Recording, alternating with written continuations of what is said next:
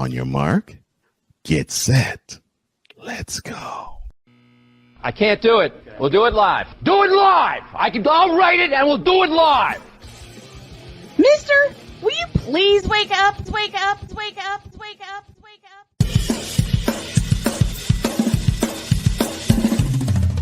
Good morning, Kevin Durant. You should have left California.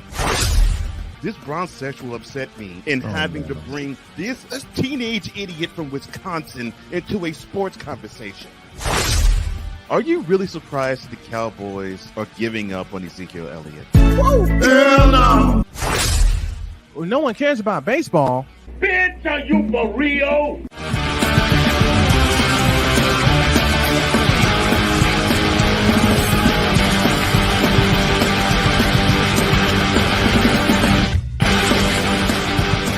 Why, yes, we are for real. Good morning and welcome to the Friday edition and installment of Snowman in the Morning with Cole Johnson. I am one half of that duo. No, I am not the Snowman. I am Cole Johnson. And considering how yesterday went, for the exception of the last segment, I think I owe all of you, the viewing audience, the listening audience, and the podcast audience, I owe you a little bit of off the rails action.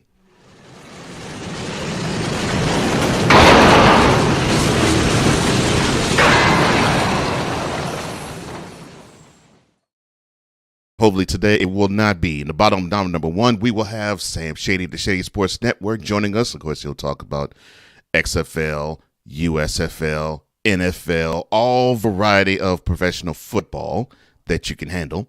Top of hour number two, we will talk with Metroplex's own, the owner, the manipulator, the operator of the BS3 Network, Ben Sutter III. And then at the bottom of hour number two, you already know what time it is. We will enter the boom shakalaka with Chris Bass, the one, the only, the legendary Chris Bass. Yes, the transporter to no, I'm not gonna get into it. Let's get into, though, the whip around.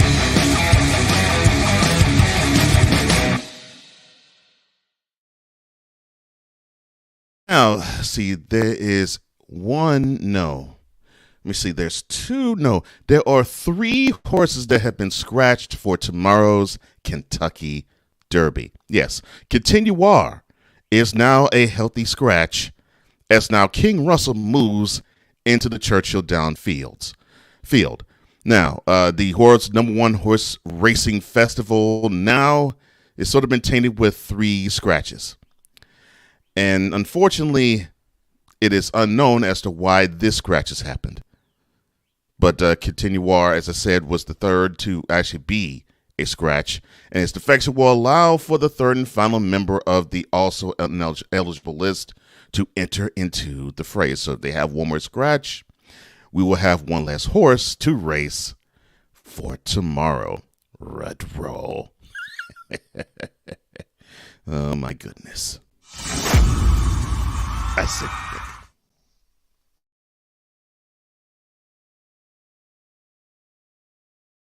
this for when Sam comes on the bottom of the hour. I'm not going to.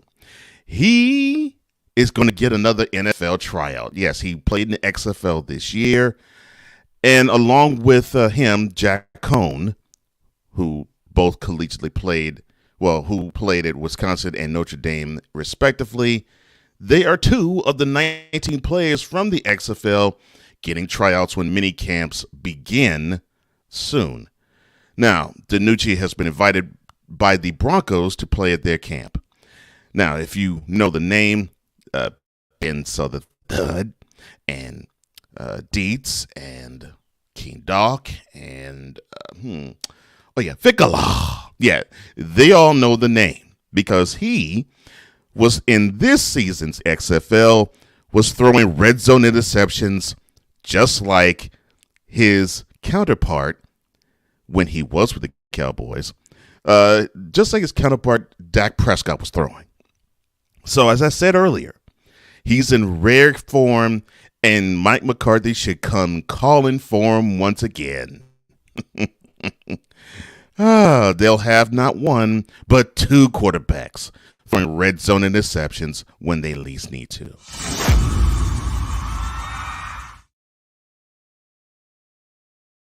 Going on the ice. It looks like things are in trouble in Toronto as the Maple Leafs go down 3-2 last night, and they go down 2-0 in the best of 7 against the Florida Panthers. And the scariest part is that the Maple Leafs dropped 2 games in Toronto. Now, Maple Leafs forward Matthew Knies, he left the game during the first period after he was checked forward Sam Bennett. Knies was shoved into the boards by Bennett, who then slammed him to the ice. Knies appeared days after the play. Hopefully it is not a concussion. Now, the Maple Leafs announced that Knies, who joined the team late in the season, that he wouldn't return in the game. But now, the team that was down 2-0 in the first round and 3-1, and then down 3-2 in the third. Oh, Lord, no, I'm not gonna do it now. I'm gonna do it at another time. In the third period of a Game 7, they now see themselves up 2-0 in the conference semifinals, and now they are 2 games away from being in a conference finals. Wow. Good times are ahead as the series shifts all the way to South Beach. Now, can they pull off the sweep? That is the next question. Or will the road team have an advantage again and the Maple Leafs pull off 2 down in Florida?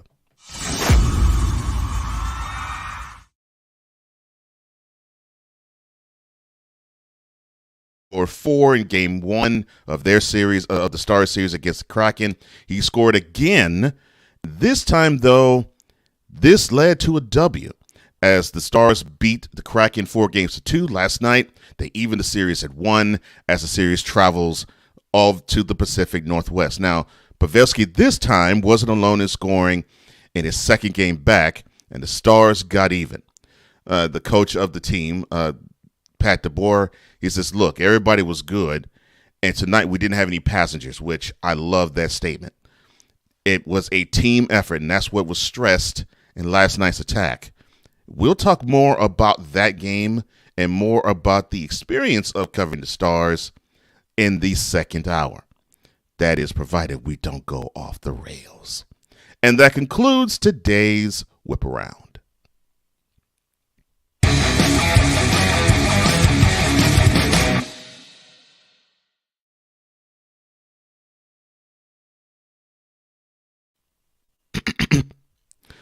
And now batting, the man who is upset that the Rangers are out of the Stanley Cup playoffs, number 420, Wise El Jefe. Number 420. What's going on, brother? What's up, man? My partner from Mentality is back. It is good to see you, my man. It feels good to be back, man. It feels good. Not last few days, not being able to record has been stressful. Oh yeah, I can understand how it would be stressful. All right, so I'll get I'll get another chop busting thing out the way. So I just want to know the answer to this question. So how did it feel to see your blue shirts get shut out in a Game 7?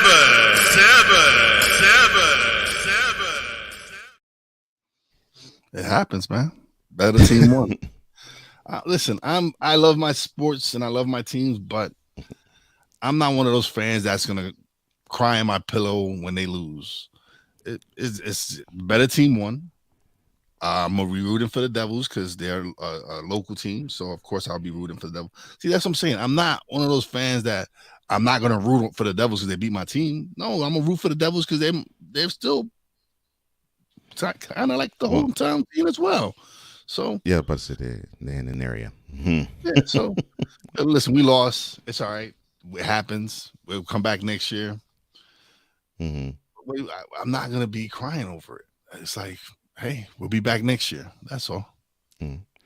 Well, I know that you just Talking sports wise, I know you were happy though that your Knicks are still alive.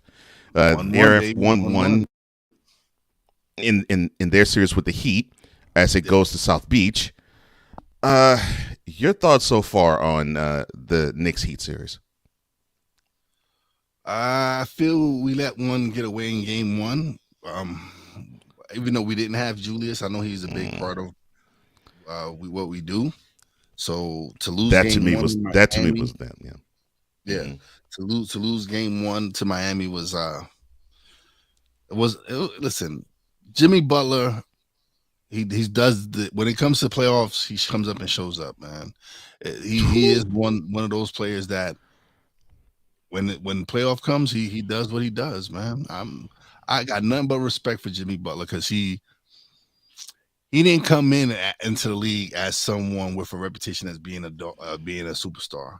He made himself into a superstar, and you got to respect a player like that. You got to respect the player who comes and who's a dog and who's a gamer and has built himself up to the point where he's at now. That just shows you the hard work and dedication that this man has put into his craft. So I respect that. Now, that being said, we need to go into Miami and take one. Bring that. Agreed. That has to happen. Agreed. Preferably Agreed. That has to be Saturday. mindset. I prefer Saturday. I would love to. Mhm. And you know what? Yes, Jimmy's getting his rest, but also Jalen is getting his rest. Julius is getting his rest. Mitch will probably hopefully have a bounce back game because he had a really horrible game two. But yeah, Hartenstein come through and do his thing. Josh Hart came through his thing.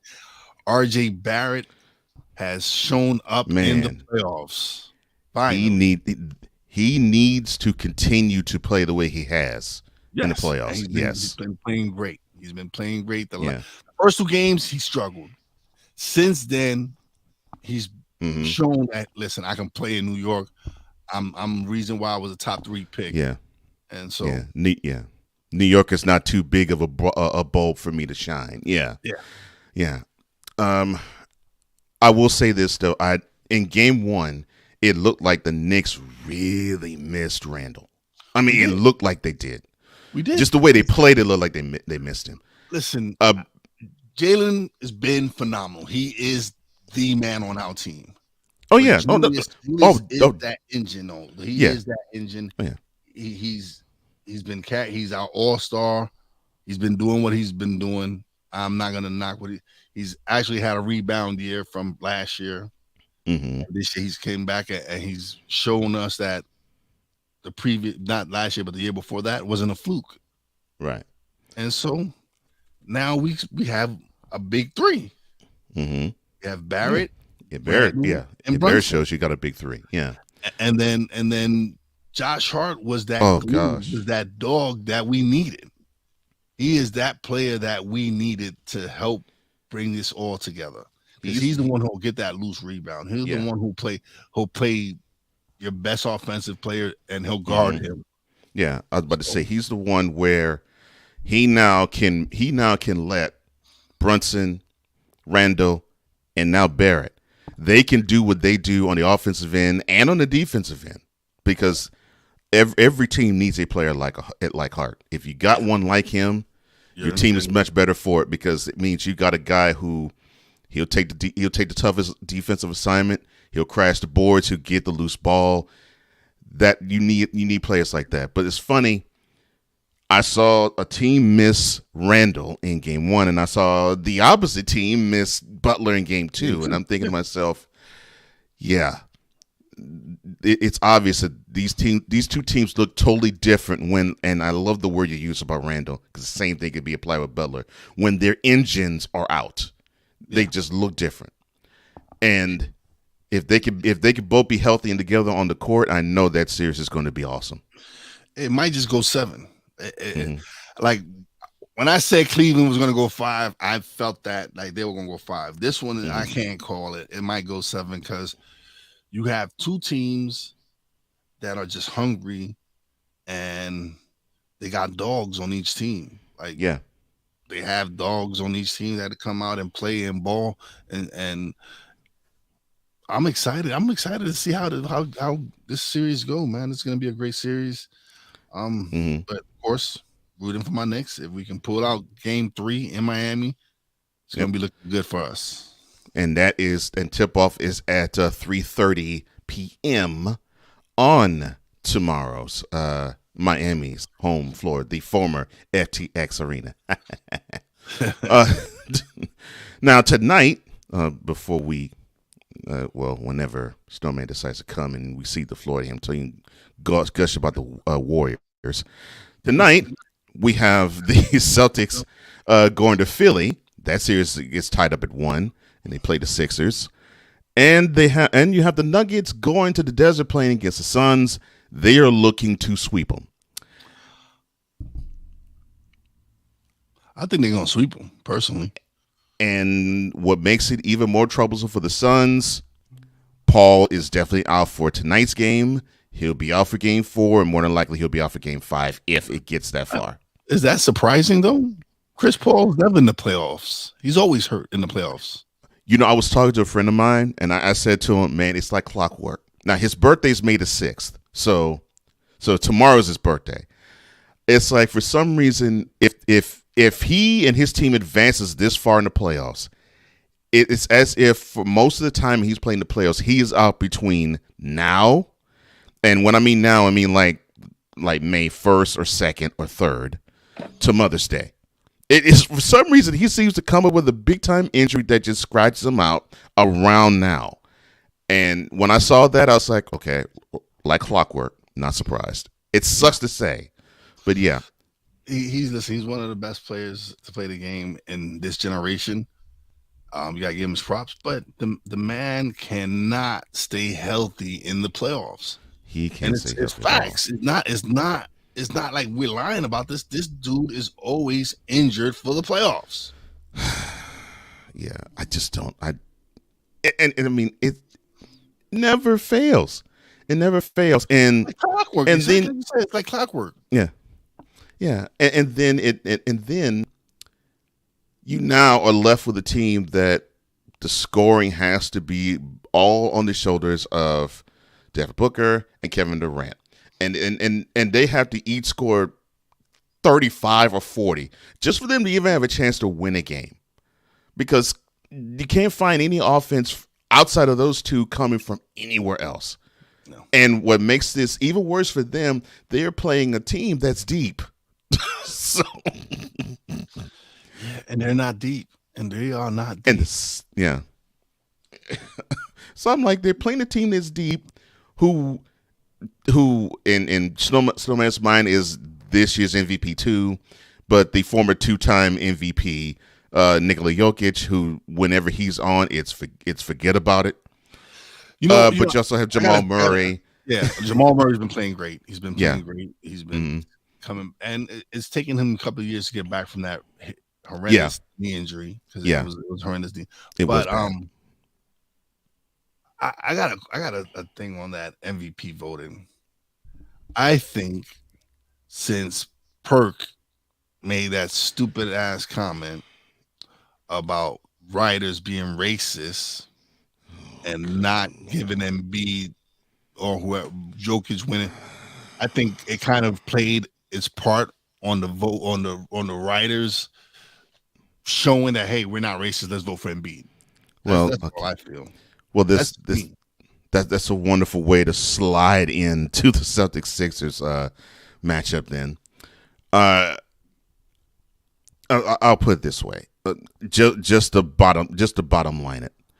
Embiid has to be his MVP self for the Sixers to win in either of these games in Philly.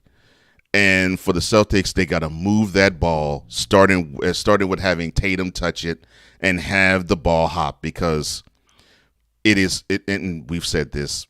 We said this last year, and the team's the same. If the Celtics are invested defensively, they will do the job on both ends of the floor. But if they don't give a crap defensively, forget about it.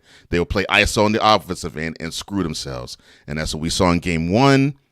And we saw in Game 2 the beautiful offensive flow and the dogged defensive mentality on the other end. Listen, in game one, the ball shouldn't have been in Marcus Smart's hands. Not to shoot. It had to be in either Jason Tatum's or Jaylen Brown's hands.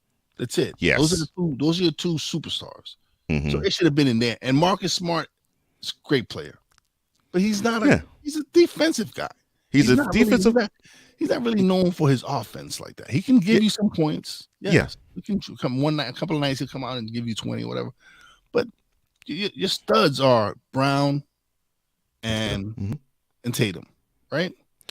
Yeah. Oh, no question. They stand far and ahead, head and shoulders above the rest of the team in terms of pecking order. Yeah. It's those two, and there's a chasm, and then there's the rest of the team in terms of pecking order. Yeah. The best offensive skill that, to me, Smart has, and yes, he can hit threes at times. He can score in many different ways at times. Offensively, his best skill is distribution. I mean, he plays point guard, so that is what he needs to do anyway. And in that situation, I think he needed to find that one extra pass, just because that's what he does best. Two, and Lord have mercy, why do I smell this? Actually, might be a future mentality topic.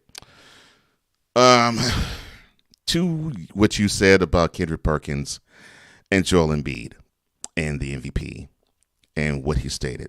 My thought is this simple. So when Embiid won the scoring title last year and he was disappointed that he didn't win MVP, the campaign was on then, because when Embiid whined, and I mean literally whined, that he didn't get it, my first thought and my prevailing thought was, if Embiid can play at least 60 games next year, he'll win the award. And he can be within earshot of what Jokic does. All he has to do is be healthy 60 games. He'll be fine. He'll get the award. Sure enough, he did that. And guess who wins MVP? So to me, the Sixers politicked hard. Embiid politicked hard. And then you had Kendrick Perkins politicking even harder for that to happen. So yeah, I agree with you, but I feel as though the Sixers and Embiid put the pedal to the metal and say, look, this guy's MVP, and if he doesn't, then there's something conspicuous about the award. Ridiculous claim. Absolutely ridiculous claim. Oh my goodness. All right. So let me see. Let's get to the Fanatic feedback zone, how we get fed around here. Victor Law says, good morning, one and all. It's time for the greatest, most interactive sports show on the internet. This is Snowman in the Morning with Cole Johnson. And Sick, coming all the way from Norway, says, good morning, good afternoon, good evening, good night. Good afternoon to you, Mr. Sick Diggy. Victor says, there is that bad mother. Shut your mouth. I'm only talking about Cole Johnson, and we can dig it. He's a complicated man, but no one understands him but his woman. Cole Johnson, sorry. Sick says, this whip around is brought to you by Black and Strong Protection, the only condoms fit for the Black Nightstick, and now available in the new Smooth and Stealth non-latex condoms.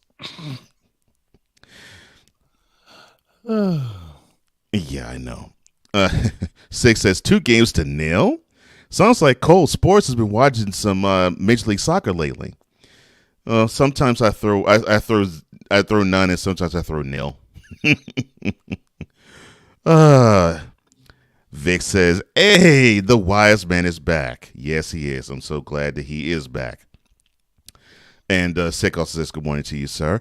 Sick also says, New York and New Jersey have a strange love-hate relationship. Then again, I've seen stranger things. Yeah. Wise probably could answer that question a whole lot better than me, since he lived in the area. It's something that I can't explain if I tried. He also says, has anybody seen Butler's workout videos? He's putting in the work. He also says both Butler and Randolph are the heart of their respective teams. Or Randall. But Randall. Yeah, they are. Both of them are. Vic says, because you could tell that Bizarro Wise is ready to go in again. Talking about when you get into Kendra Perkins, pump on with a trash. Ryan, good morning, Snow Crew. Good morning to you, Ryan McCarthy What's of up, No Ryan? Credentials. Good morning to you, Ryan McCarthy of No Credentials Acquired fame. You can join them every Monday evening, 7 p.m. Eastern. I might have a gift for you sometime soon, Mr. McCarthy. Victor says it's great to see Wise back in the chair. Huh. Brother, it's a joy and a ham to see him back in the chair. CSTV, one of the broadcasting partners of Snowman in the Morning with Cole Johnson and also the Brian Snow Show. He says, good morning from Reno. Good morning all the way from Nevada to us. And good morning from PA and from Tennessee, right back to you in Reno, which I give you credit. It is only 5:30 there. Wow. All right, we will take a quick break, and when we come back, we might talk a little bit Warriors-Lakers, but we'll also be joined by Sam Shady, the Shady Sports Network. We'll talk all things professional football with Wise El Jefe, my mentality partner. I am Cole Johnson. We'll be right back. This is Snowman in the Morning with Cole Johnson. This is Snowman in the Morning.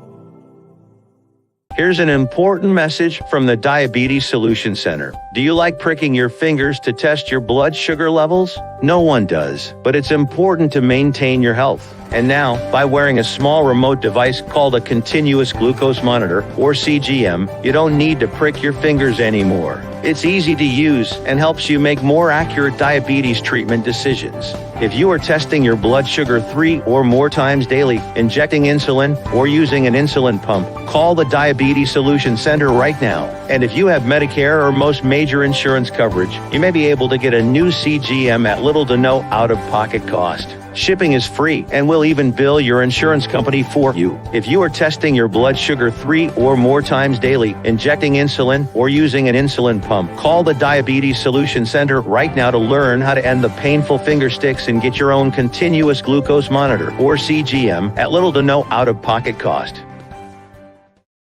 That's why we here on this platform. Marriage, a loving splendor, a daily grind. Such is the case when Damian and Jamie get together and chop it up, for marriage is real. Let's just lay it all out here. Let's just be real with it. Join this wonderful couple who keeps it real and always in love. BS3 Network proudly presents Marriage is Real, where love is the only thing that matters. Live every Tuesday at 8:30 Central.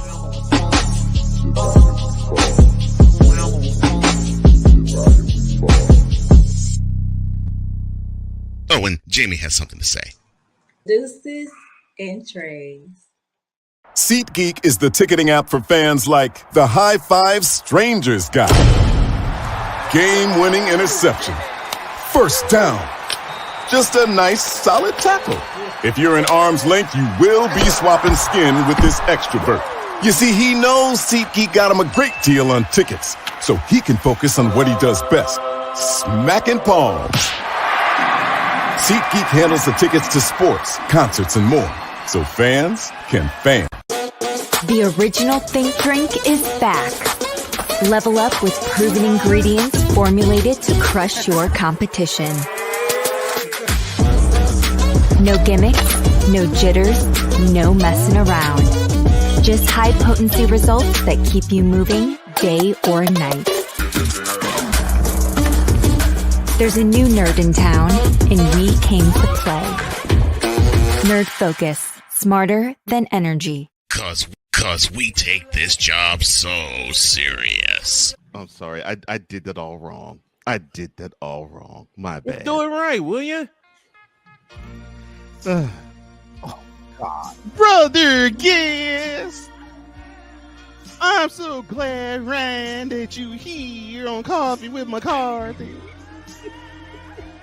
I love you. Oh, Lord, you beat me to it. What in the all types of blue hell? This is Snowman in the Morning with Cole Johnson. And if you want to catch Brother Guest, you can catch him every Monday, 7 Eastern, 6 Central on No Credentials Required. You can find that on the No Creds REQ YouTube channel. And you can catch him here every Monday morning at the bottom of hour number 1 as we talk all things, well, with him now, he's somewhat happy, Devils and Jets and all things upstate New York professional sports related. But that's Brother Guest. We just enjoy him, a.k.a. Ryan McCarthy. And speaking of which, Sick asks you, sir, he says, what's the morning brew? Invader coffee, probably. Probably so. The choice coffee for the No Credentials Required program. CSTV asks, well, what's up with Brian? He says he's running late, that he will be coming soon. And knowing him on location, you stole exactly what I was about to say, because Vic was saying Snowman might be en route because I believe he'll be on location today. One week says he would never. Well, he wouldn't be on location for a while. But I'm sorry. Ryan says, "Look, I may need the hot seat Monday." Oh, okay. Well, then I'll remember that.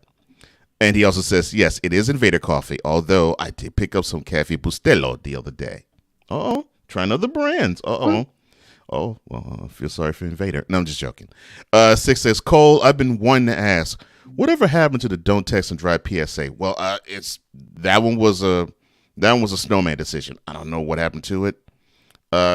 He played it for a while, and when we re-upped all the commercial stuff, that went by the wayside. You have to ask him. All right, right back at it and right back at ya. And last night, Game 2, Lakers fan was absolutely disheveled. 127 to 100 L that he took to the Warriors. I'm sorry, let me do this correctly before I bring on our guest. The Lakers, under the bright, wonderful leadership of number 6 of the team, because we will not talk about him at any other juncture, his team took one big, ugly, spectacular, humongous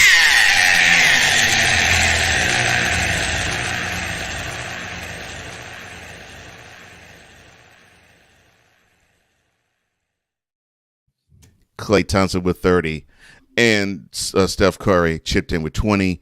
The guy that people still say is not clutch, but we are just simply blind to Game 7 of the previous series.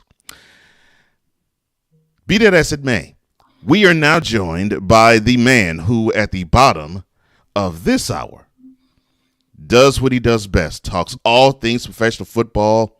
Get ready.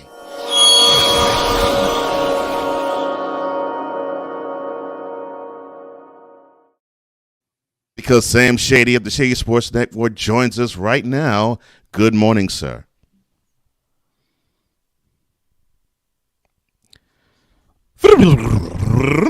Sam Shady, the Shady Sports Network joins. Just occurred to me I was muted. Good morning. How are you guys doing today? Everything is good, man. Everything is good. How are you doing? Doing pretty well, thank you. Good. All right. Now, we will talk about the matchup in general next week, but your thoughts of the XFL Championship being the Defenders versus the Arlington snuck up in there, beating the Roughnecks. Your early impressions of the XFL Championship? Well, I don't want to say I predicted this because I definitely didn't. I had Houston going, but I did think there was a possibility that Arlington defeated Houston. We spoke about it on Spring Football Report a couple weeks ago. One of our guys, Mark Hogan, he's kind of our fantasy football expert for the show. He actually picked Arlington and won some money because of it this past weekend. So occasionally you get in some really good picks like that and you get lucky, but I don't think most anybody had Arlington winning this game. Their offense has been anemic throughout the season. Quite honestly, this past week was their best offensive output all season long, and I don't really know what to chalk it up to. I don't know if they were just playing vanilla throughout the season and really brought out all the stops this week, or Luis Perez just was determined to get that win bonus, which is, by the way, like $8,000 for that one game. So regardless, I definitely think that it's a surprise. And given the way they beat Houston, I would not count them out in the championship game just yet.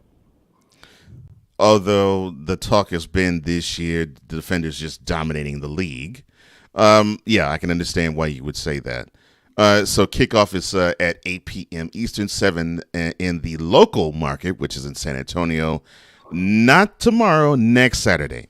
The XFL Championship from the Alamo City. But we will talk more about that matchup next Friday.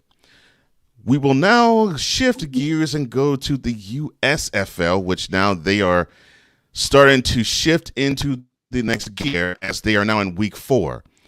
And starting with the Gamblers and the Stars, that kickoff is at 1 on tomorrow.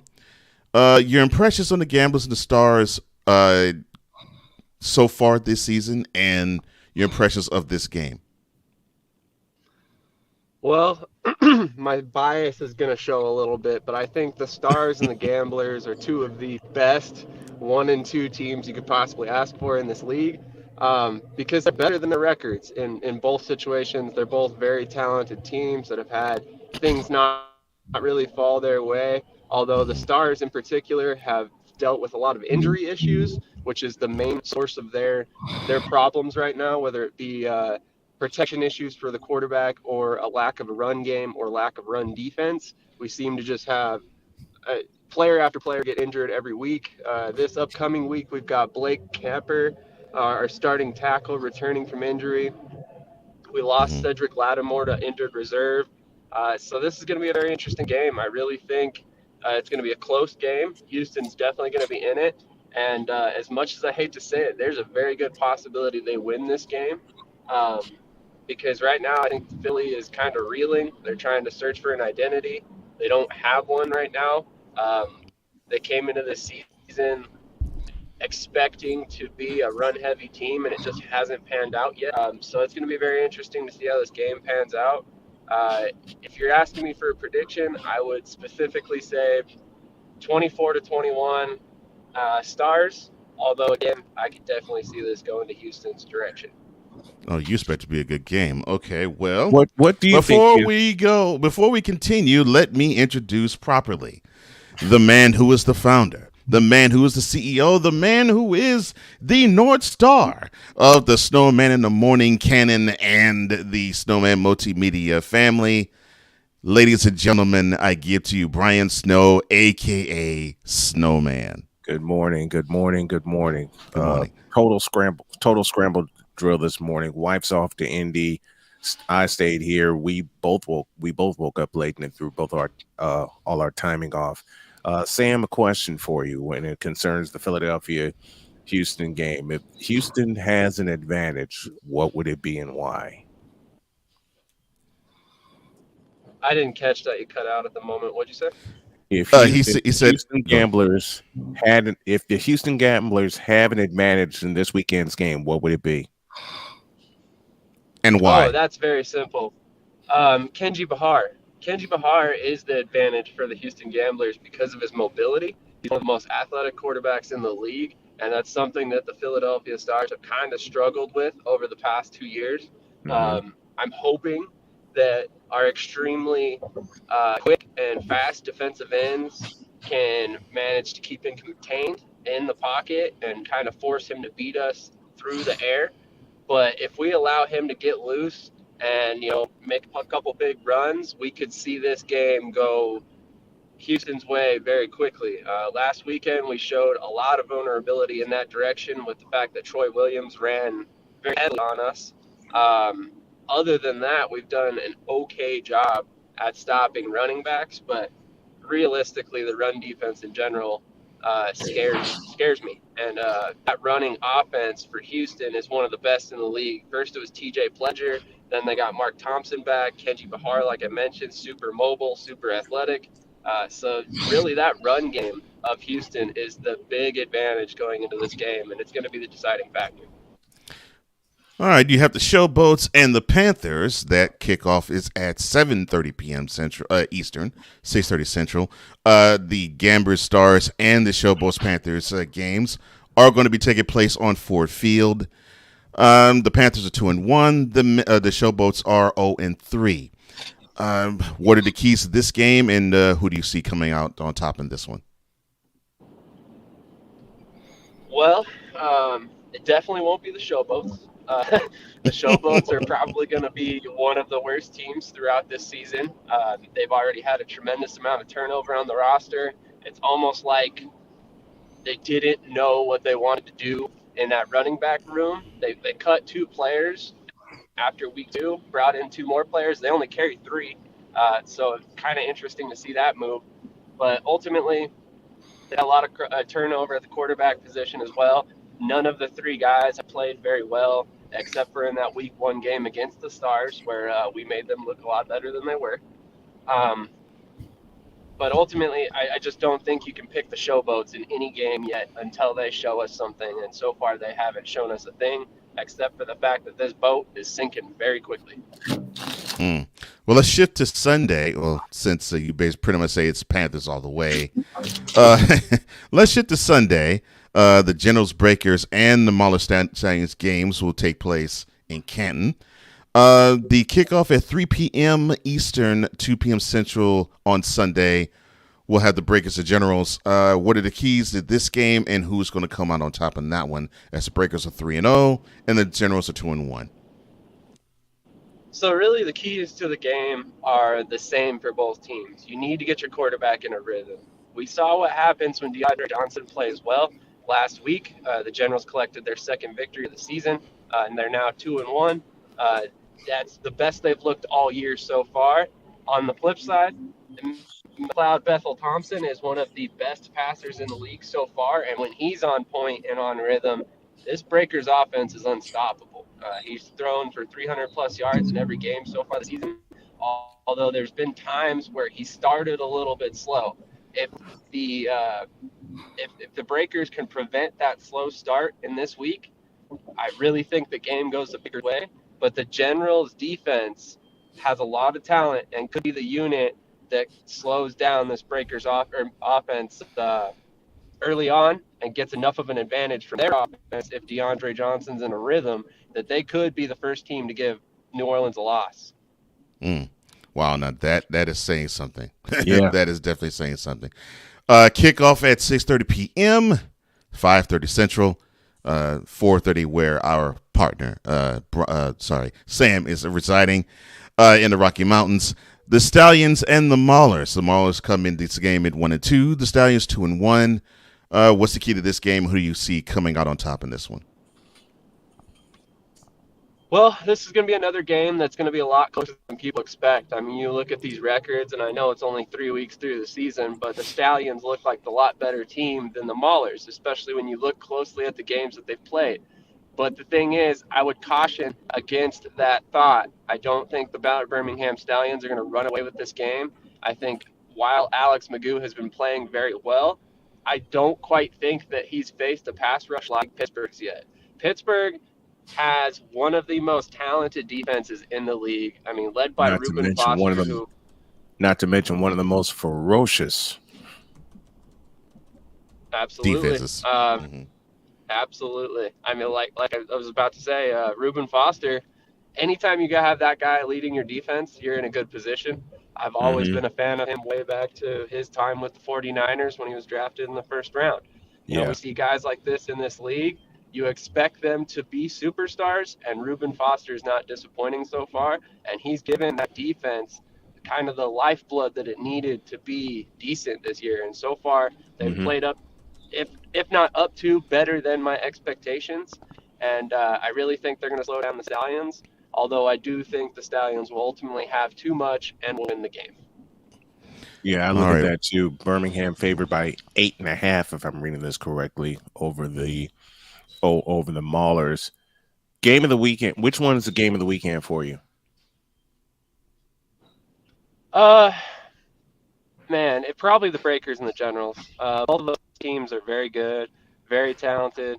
I think that's going to be a really exciting game. I do want to say if the point deficit in that Stallions Maulers game is 8.5 points, take the Maulers and the points. You'll probably win some money this weekend. Yeah, I'm looking at that too. You mentioned McLeod Bethel Thompson, former Toronto Argo, just recently won a Grey Cup this past November. Now trying his luck in the USFL, and you mentioned, Sam, one of the best passers in the league. That is Sam Shady, the man in charge of the Shady Sports Network, who delivers all of your football news, and he joins us each and every Friday morning at about this time to go over any and everything football. Sam, love you, brother. Thank you so much, and I want to thank you all for your patience with me this morning. Thank you, Sam. Absolutely. Thank you for having me. Have a great weekend, and please check out Spring Football Reports Monday night, 9:30 p.m. Eastern. We definitely will, Sam. Thank you so much, Sam. That's Sam Shady, the owner of the Shady Sports Network, one of the biggest partners of the Snowman Multimedia Network. Thank you, sir. Indeed.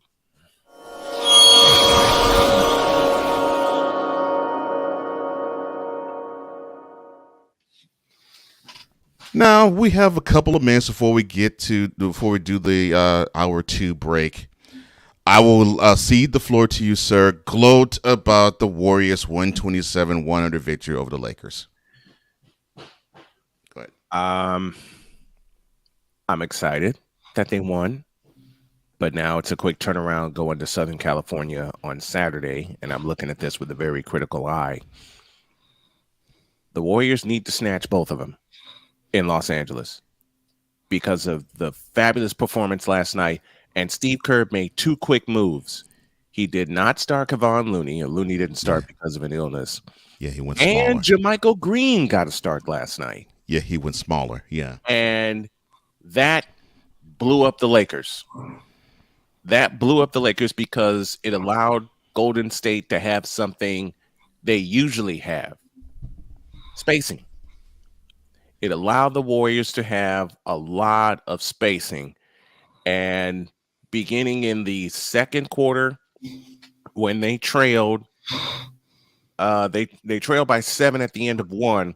But beginning in that second quarter where they allowed 41 points, they scored 41 points in that second period. They just took off from there. And then by the end of the third, they buried the Lakers. Now they have to take that same performance from last night into Los Angeles. And of course, game 3 of that series is Saturday night, and it's the feature game. And it'll be at the Crypto.com arena. And the Warriors have to play with the same kind of passion, the same kind of spacing that they did in game 2. If they snatch 1 in Los Angeles, they have a much greater chance to close out the series. Although, according to some pseudo Laker fans, you would think that the Lakers have this in hand. If the Lakers win both Saturday and Monday, the series is over in San Francisco. I'll make this really simple. And it's unfortunate that, yes, the defending champs that they are formidable. But the ultimate key doesn't lie with them. The ultimate key lies with one player and one player only. He resides on the Lakers. And no, it's not number 6. It's number 3. Anthony Davis. And you, Cole, something you mentioned at the top of this series, and it's so true. For the playoffs, Anthony Davis has been up and down in terms of his performance. He has. He's been inconsistent. You think the Warriors are inconsistent? Look at Anthony Davis's scoring totals. They even tried to force feed Anthony Davis last night, and it didn't work because the Warriors went smaller. They were able to surround him and surround the ball, and they effectively took Anthony Davis out of the game, and they effectively took the Lakers out of the game. And they made the Lakers play hurried. They made the Lakers play a little bit skittish. They made the Lakers run. And I have said this. I said that actually this is a matchup that is more favorable for the Lakers because if they played the Kings would have run the Lakers off the floor, and the Lakers don't want to run. No. And I think what Kerr discovered was, so the Lakers really don't want to run, and if we force them to run, we'll force them out of what they want to do, which is they want to play a half-court style on both ends of the floor where they can have their defense set because they should. Davis is a wonderful rim protector. Yes. So defensively, that's exactly what they should do. And offensively, they should have the offense run through Davis. They should, because that is when the team is at their best. But when they want to chunk up threes, they want to be ISO, and they want to act as though they could be and one as well. That's when the Lakers play completely out of their character, and they look bad. Last night they looked bad. And the thing is, the key is this simple. The Lakers must involve Anthony Davis whether they live or they die. Otherwise, if they don't, forget about it. The Lakers are going to go home.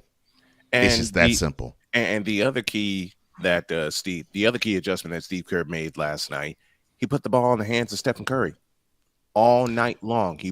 Curry brought the ball up the floor. If you remember, Tuesday night, Curry did not handle the ball the entire game. Much. Yeah, he didn't handle the ball much. He had to play he tried different ball handlers, Klay Thompson, Draymond Green, Andrew Wiggins. No, he needed the ball in Chef Curry's hands. The only time that Curry really touched the ball in terms of distributing was when they were in fast break mode or transition mode. But yeah, Curry most of that game played off the ball.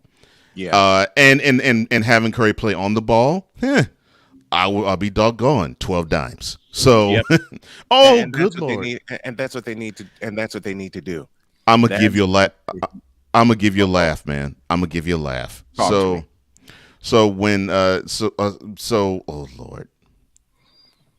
And yes, I'm someone involving Wise when I do this because he's gonna say something. Well, let me throw Wise some flowers. Wise, I love you, brother. I love our friendship. I love our brotherhood, and it's good to see you behind the mic and not in the doggone hospital bed, man. Yeah, I know. It's a reality. It was a reality check for me. So, hey, we all get it, man. Been there. We all get them, bro.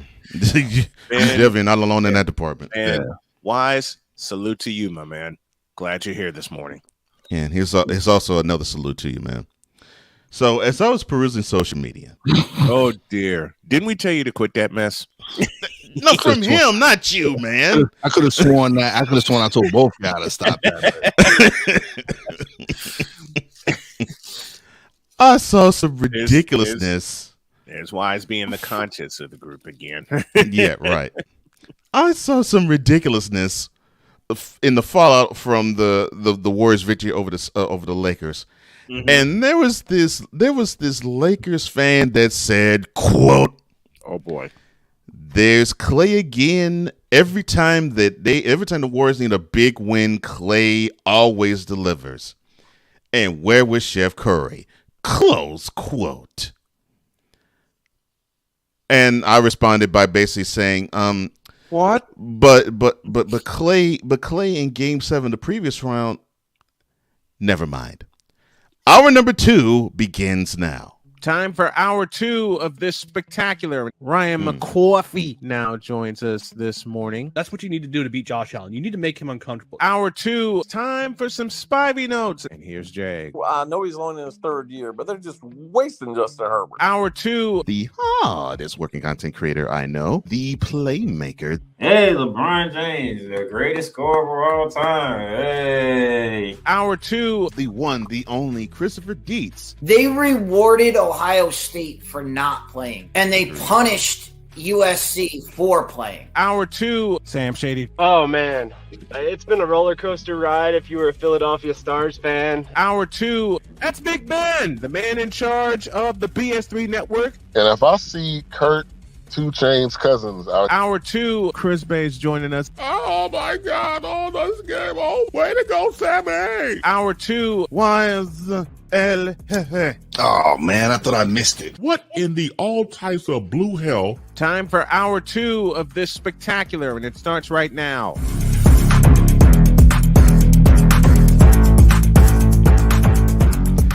Oh yeah, it's Friday. It's hour number 2. You know what's going to go down at the bottom of hour number 2. We will enter the Boom Shakalaka, but we're glad you're entering right now into our world. Welcome to Snowman in the Morning with Cole Johnson. I am Cole Johnson. I am joined as always by the Snowman, and we are joined as always every Thursday and Friday by Wise El Jefe. Right now he's being Lawman, not Bizarro. And well, we love it when he goes Bizarro, though. Well, yeah, we do. And someone needs to join us. It looks a little empty. I think we need to have somebody else. Oh, yes, we do. Mm-hmm. And here's someone who will join us, as he always does, the top of hour number 2 on Friday.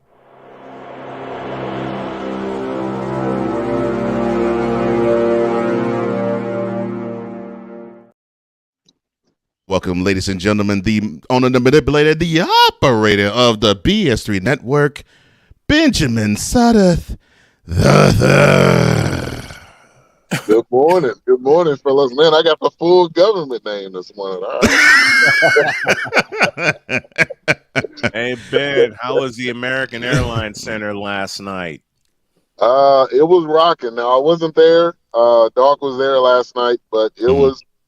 I could tell you the times that I've gone, because I went to game 1. It was crazy. I mean, those fans get so rowdy for the Stars. It's oh yeah. I tell you, man. I experienced it with the Predators back in 2017. Mm-hmm. I thought I knew what playoff intensity from a fan standpoint was all about, because I've been around. I've been around with when my team at the NFL did something. Of course, I'm an Astros fan, so I know how that feels with Major League Baseball. Mm-hmm. I know what it feels like with the Rockets having them go back to back in 94, 95. Right. I never saw the intensity from a fan standpoint. I never saw the intensity from a fan standpoint in any of those situations like I did in the Stanley Cup playoff run that the Predators had 6 years ago. And so I was imagine my surprise when I was hearing that you and Doc, Ben, were covering the Stars. I was like, oh my gosh. I was grinning from ear to ear. So I was like, man, the intensity, you're going to be looking at them and be like, man, it is nothing like it. You know what? Yeah. I went through it. I experienced it three different times. You being the Blackhawks, and of course, 13 and 15, and of course, Wise with the Rangers back in '94. So yeah, what's it, Ben? I've been asked this question because I covered the Blackhawks when they won it all in 2015, and the crowds at the United Center were just playing crazy. And that's being nice about it. Dallas picks up a big win last night, evens the series with Seattle. How tough is this Seattle team against Dallas? Oh wow, they are very tough. They are fast. And one thing that's been pointed out is they don't really have a star, quote unquote. It's just they just play fast. The amount of players that have goals is really unbelievable. It's not just one guy that does all the work. They got a really solid goalie, and they have players that have won the Stanley Cup. So for them, it's, even though they're a young franchise, they have experience in these type of moments, which I think makes them, a really tough opponent. Let me throw this question at the panel. What is the difference? And I'll start with Ben. What is the difference between this run by the Seattle Kraken and the run by the Vegas Golden Knights in 2018? Because remember, that's a really Vegas got to the Stanley Cup Finals in their first year of existence in 2018. Right. They lost in 5 to the Washington Capitals. Right. But Seattle is on that same trajectory. They're on that same trajectory. Now we know Vegas fell down for a couple of years. They got back up. They won the Pacific Division this year. Let me start with Ben with this question. And yes, these are brothers talking hockey. What do you think is the difference, if there is any, between Seattle's run this year and Vegas's run in 2018? I think it's very similar. I don't know if there's really a difference. I would say Seattle, the city of Seattle, has been clamoring for a team. Vegas, since the never really had any professional sports team, but Seattle has had it.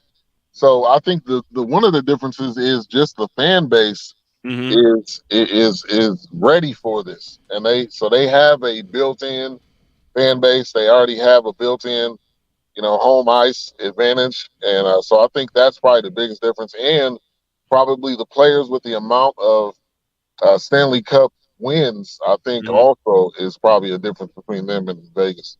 Game 3 is Sunday in Seattle, and if anybody on this panel knows anything about the city of Seattle and how they are tied to their sports, the old Seattle Center Coliseum, aka Climate Pledge Arena, is going to go berserk, especially since Seattle stole Game 1. And I mean that with love. Seattle and Dallas played their ass off in Game 1, and it went overtime. Seattle got the game winner in overtime and silenced 20,000 plus at American Airlines Arena. Man, that's hard to do. That is very hard to do. Very hard to do. So Ben, you're covering that series. I'm covering it from here. How loud is it going to be in the Pacific Northwest on Sunday night? Oh my gosh, man! I would love for them to have a decimal meter, because it's gonna be crazy there. It's gonna be loud. And I'll say this: a lot of the fans of Seattle actually traveled to Dallas. Yeah, I was going to ask you that. Because they were saying in Seattle it's so hard to get tickets. And the price is so high that it was cheaper for them to come here. So that tells you right there that it's going to be sold out. They're going to be ready, and it's going to be a great series. Would you be surprised? Yeah. Would you be surprised, gentlemen, if this series goes the distance? No, not at all. No, and that's what I called. That's what I called before this series began. This is going the distance. Okay, anybody that is familiar with the arena where the Kraken plays, it was the old Seattle Center Coliseum. Right. They changed it. It was Key Arena. It's now Climate Pledge Arena. Please bring back the Seattle Supersonics. But this place right here, 17,150 will sound like 1 million people in that joint come Sunday night. And the advantage for Seattle, they stole Game 1 in Dallas.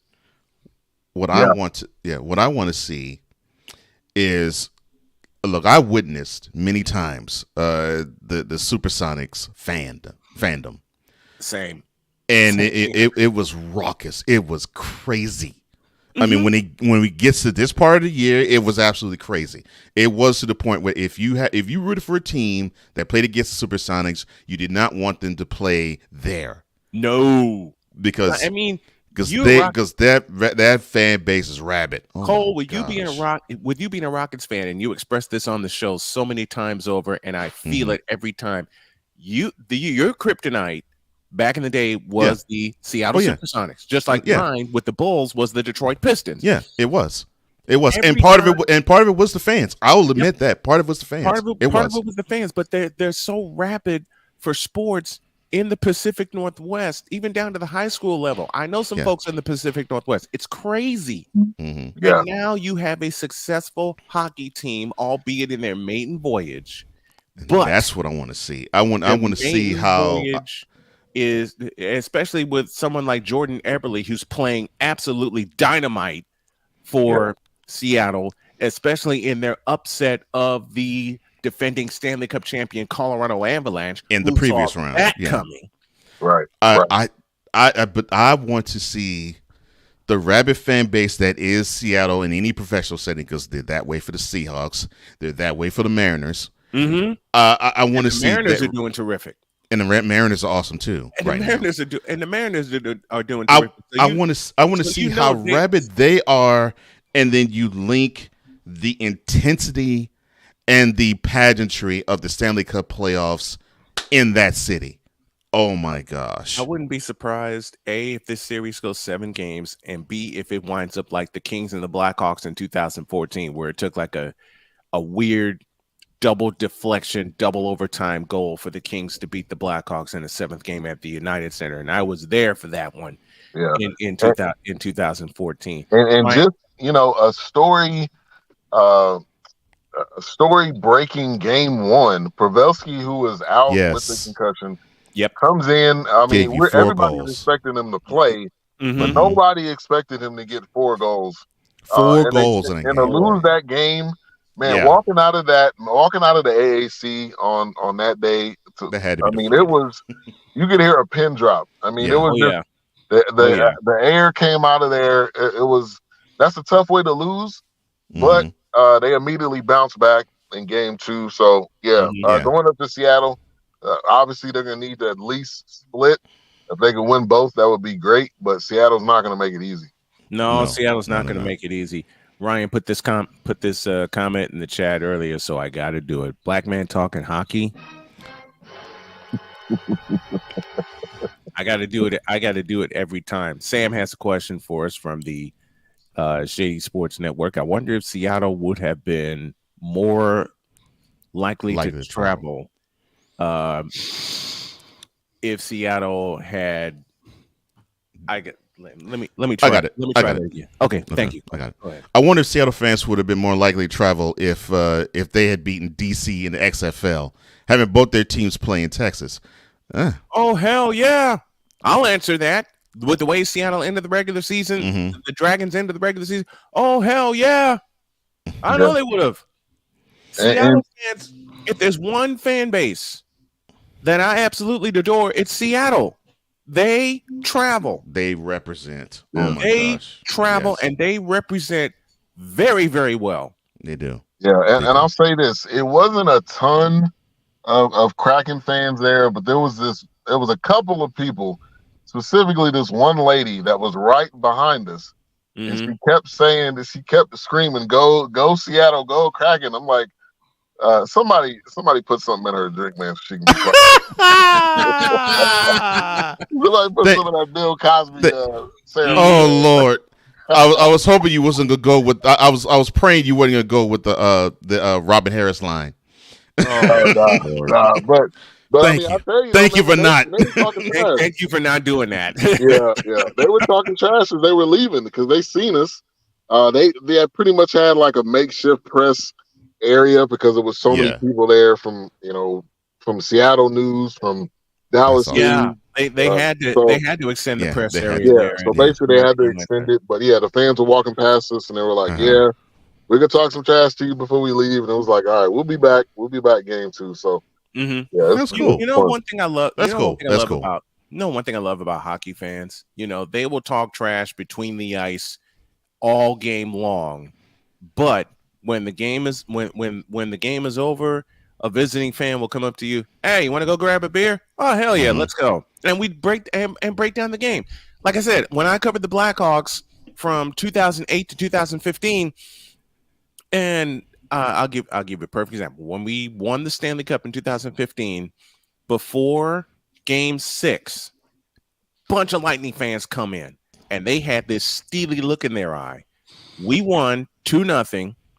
Got the Stanley Cup. I was there for the entire celebration. I come out finally and went to a bar like block and a half away from the United Center. A bunch of Lightning fans there, just they're lamenting what happened. And I walk in, man, we didn't leave that joint until 3 a.m. Just sitting back talking hockey and sharing good stories because the Lightning was a good team. All right, that's what people don't get. 2015, the Lightning were a fantastic conference champion. Okay, they just ran into a buzzsaw by the name of Duncan Keith, who wanted to be in the Stanley Cup, wanted to be in the Conn Smythe Trophy winner. They just ran into a buzzsaw. And sometimes it happens. This is what hockey fans realize. When it's your day, it's your day. When it's not your day, it's not your day.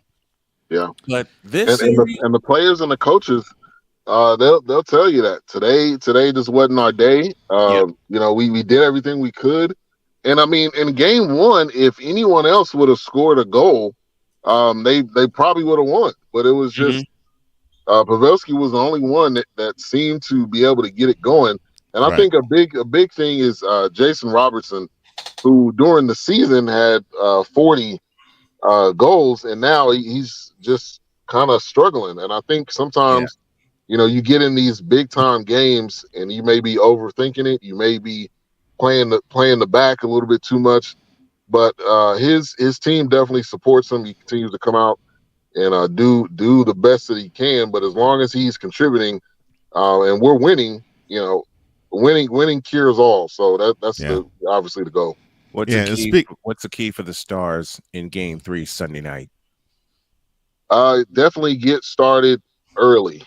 Be aggressive, because sometimes they'll lay back and they won't try to get shots on goal, and they'll try to wait for the perfect shot. But as you can see, the shot on goals that they had last night was over. You know, they were leading in that compared to Seattle. So you got to get started early.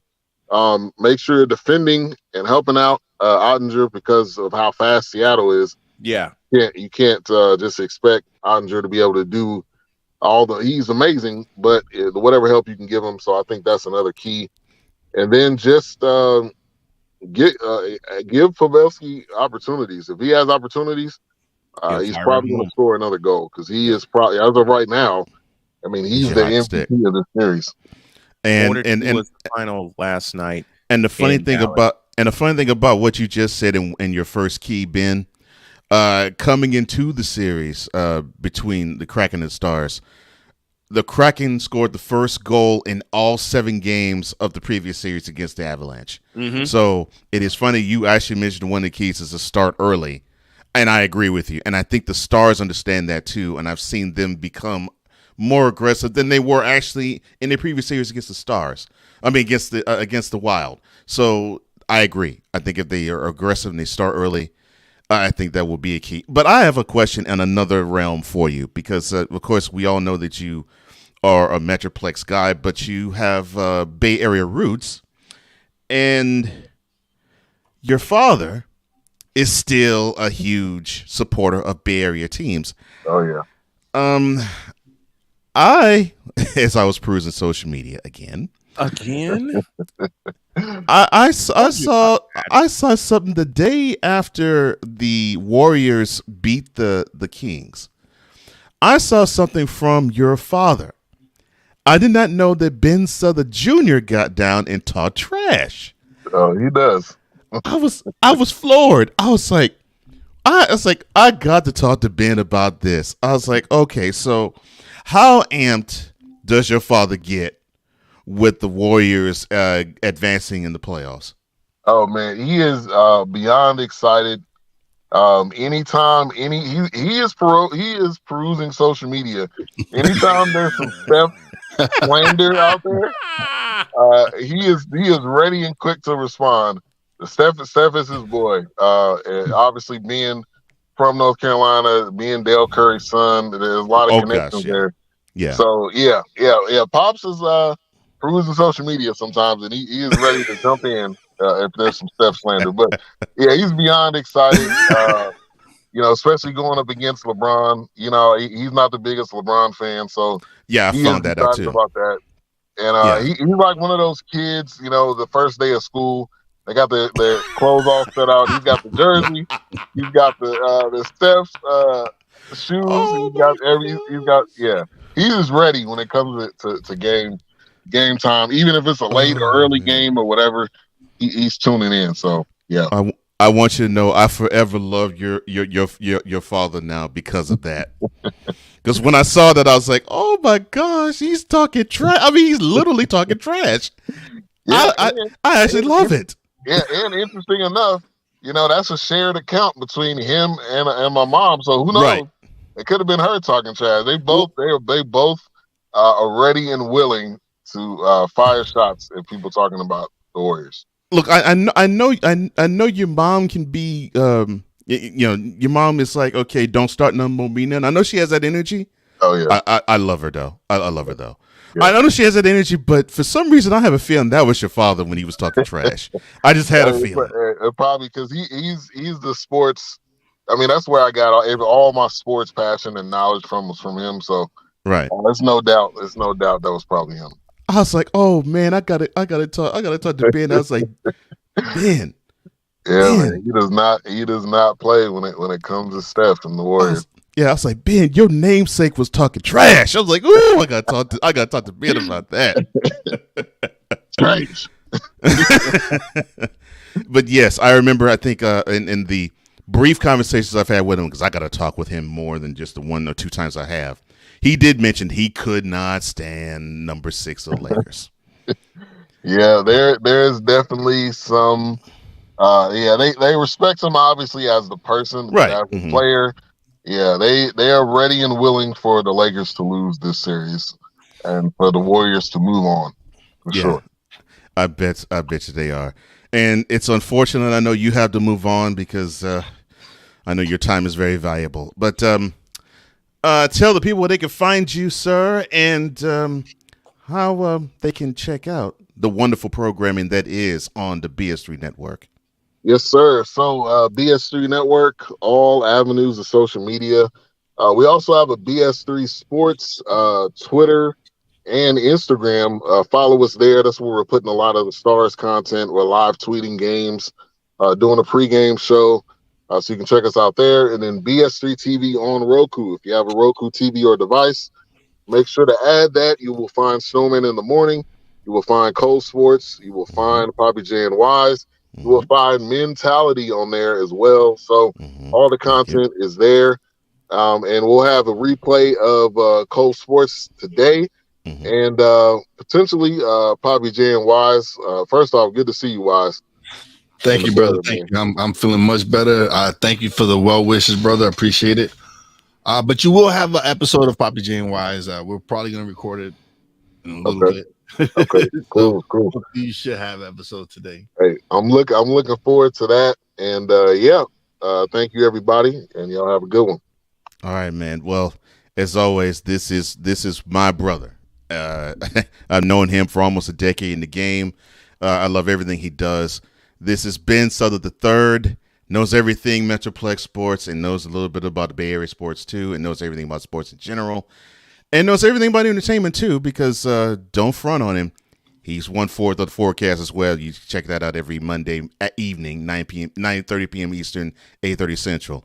That is Ben Southern III. He joins us every Friday in the top of our number 2. And it's a pleasure as always, my man.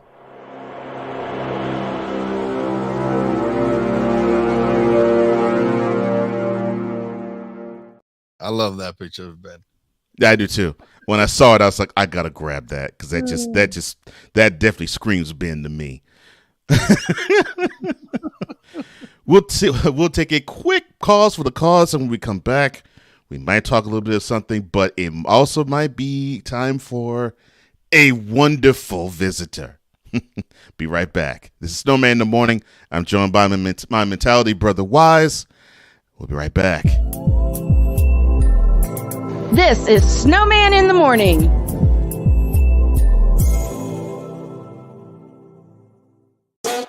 The original Think Drink is back. Level up with proven ingredients formulated to crush your competition. No gimmicks, no jitters, no messing around. Just high potency results that keep you moving day or night. There's a new nerd in town, and we came to play. Nerd Focus, smarter than energy. SeatGeek is the ticketing app for fans like the high five strangers got, game-winning interception, first down, just a nice solid tackle. If you're in arm's length, you will be swapping skin with this extra berth.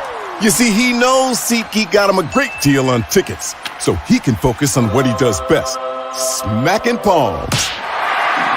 SeatGeek handles the tickets to sports, concerts, and more, so fans can fan. This is a BS3 Network presentation. Politics. They'll write the law, but they'll enforce it differently. Is that going to apply both ways? Religion. God never said that we can't reason together. Matter of fact, he said, let us sit and reason together. Relationship. I believe that everybody wants and needs somebody. From a man's perspective. They say, girls, if I put some polish on that and get him to buy some different clothes, girl, he could be a winner chicken dinner. Join the thought engineer. There's nothing wrong with me developing my piece and you developing your piece, but understand the goal is to come together. And comedian John Yogi. Negro, I don't need you putting on no chapstick up there in the pulpit. You do that over there in your chair. Get ready for Man Talk Monday. Woo! Live every Monday at 7 p.m. Central.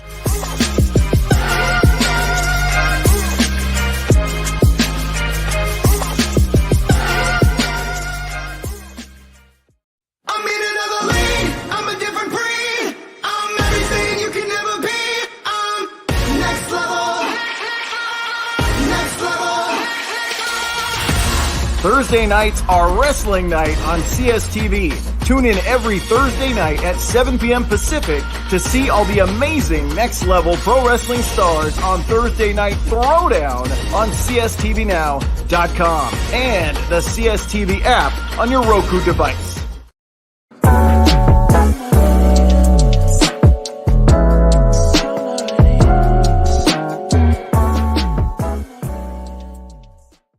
Sometimes it boggles the mind.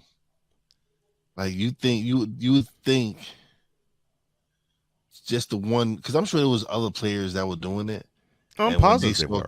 Calvin really get busted. Like, oh, I'm gonna stop this right now. I'm done. Let me get this on the bud. Then you get these are new candidates for morons of the year. Oh my god! But you gotta understand, they are morons.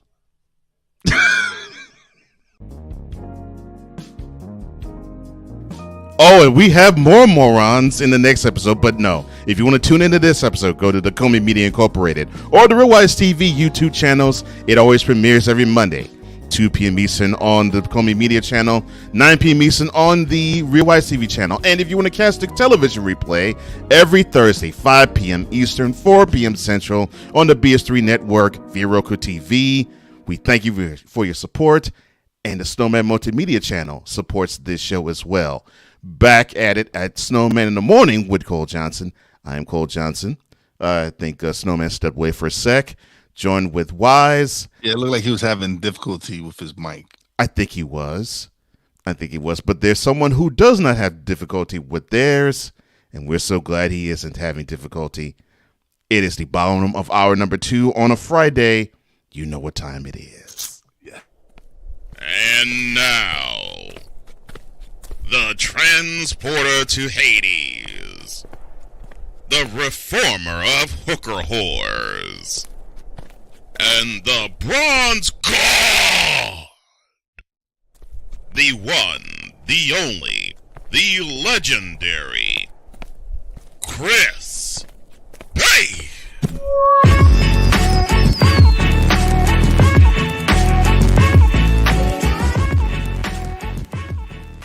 The radio legend joins us as he always does every Friday. The bottom of hour number 2, it is Chris Bass.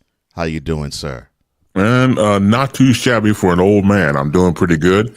Good morning to everybody here in the Black Romper Room or Black Brady Bunch here. Good morning, of course, to Brian Snow, of course, to the Mad Scientist, and to Wise All, and everybody in the comment section. Good morning and a Friday boom shakalaka to all. And a hearty boom shakalaka to you too, sir. All right, so what is on the mind of Chris Bass? Yeah, that's scary. So here's a couple things I want to go over, and then I want to go to the main thing that's in my cranium. So first of all, big shout out to Mike Brown, Coach of the Year in the NBA. Wonderful And I was job. going over his background, and of course, his stellar background. Won a championship, of course, with San Antonio. Coached the great Tim Duncan. Right. He's coached LeBron James. He's coached Kobe Bryant. Won 2 championships with the Warriors. And of course, during that time, he coached Kevin Durant, and Steph Curry. And led the Sacramento Kings to the first playoffs in 17 years. Right. And so you look at that type of body of work, he's the man walking. You know, he's one of those guys that just the embodiment of what you do with the talent you have as a coach. So big ups to Mike Brown. And I believe like the that. first unanimous Coach of the Year winner. And that right there speaks volumes. Absolutely. Another thing I want to get into real quick. Of course, former Michigan men's basketball center Hunter Dickerson is transferring to Kansas via the transfer portal. And that's good. And I'll tell you why. I think certain people over the years have realized the fact that it is the universities and colleges who have made basketball, for example, a business. And when you look at the players who are not getting anything out of it at the time, they made it into a business, not the players. And so I remember I went over to my sister-in-law's house, and it was like a little get-together of people, and there was one guy pushing back because he was saying that, this was like in the 2000s, and he was saying, yeah, man, they got a 4-year scholarship, and they should be happy that they got it. I said, yeah, but there was a magazine, I know it's still, I think it went out of date.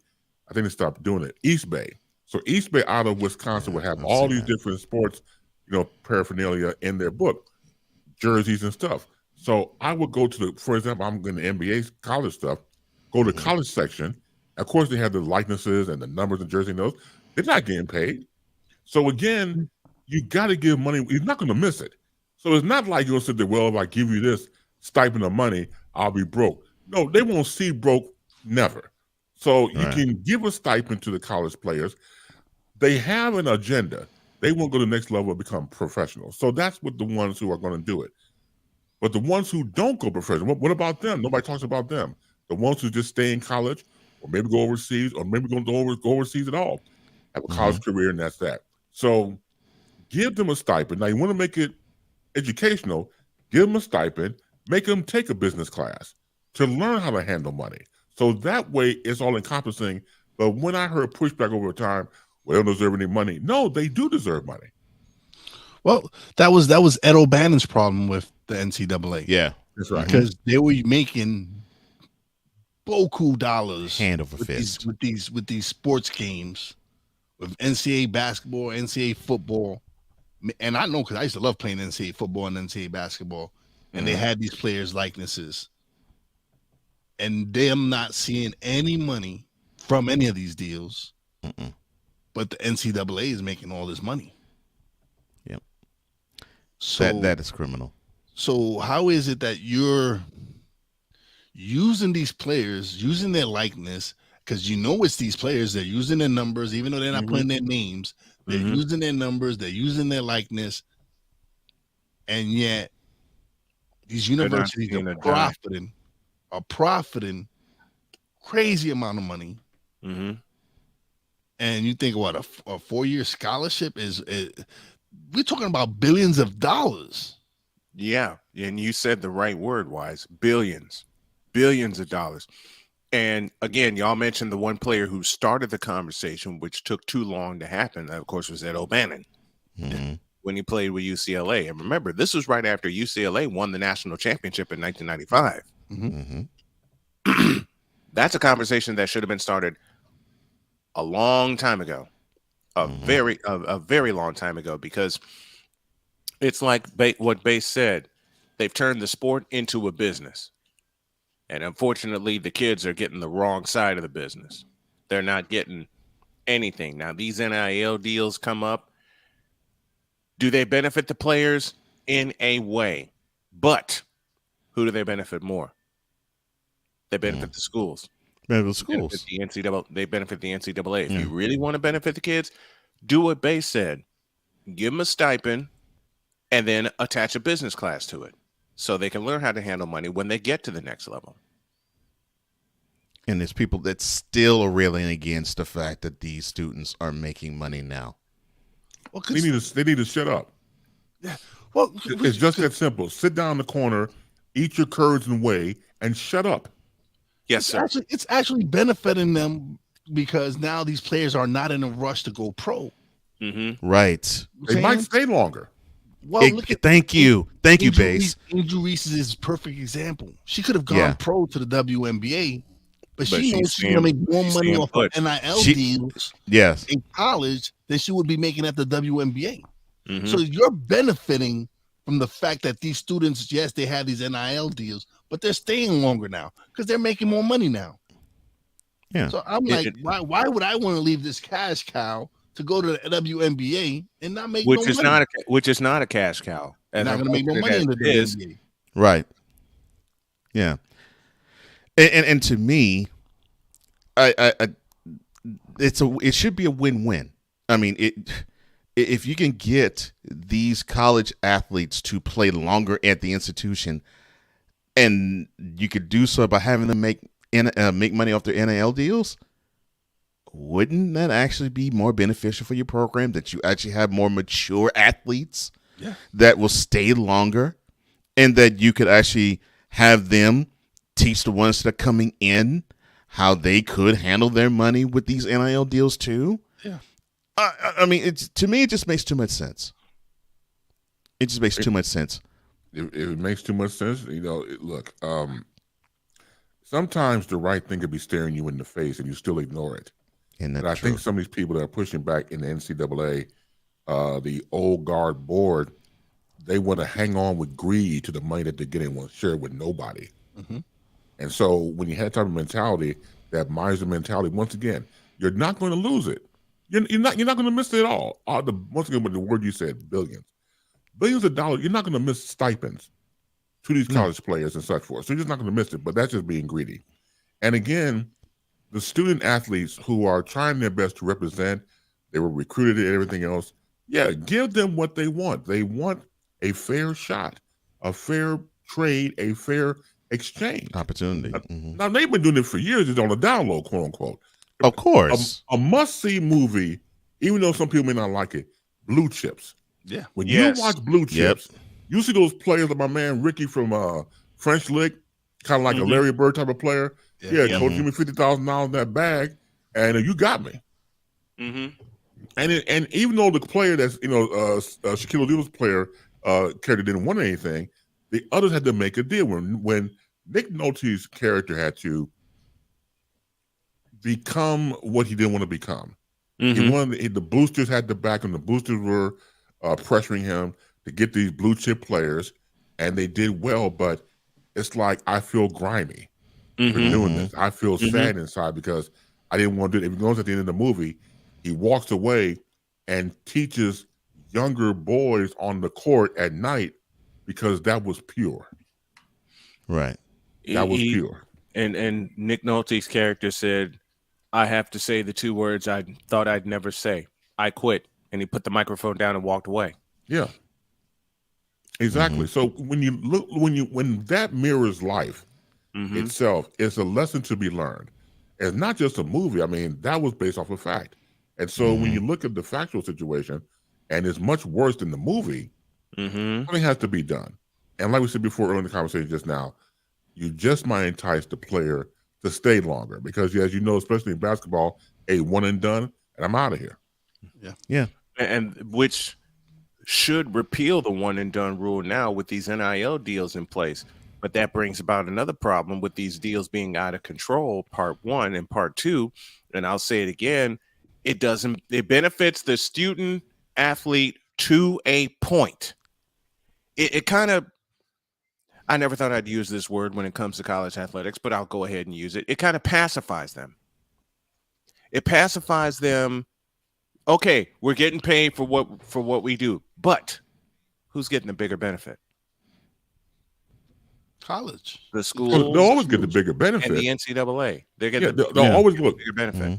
They set up shop. They're the leaders of the new school, quote unquote. They're going to get their share always. We got that part. All I'm saying is that be fair.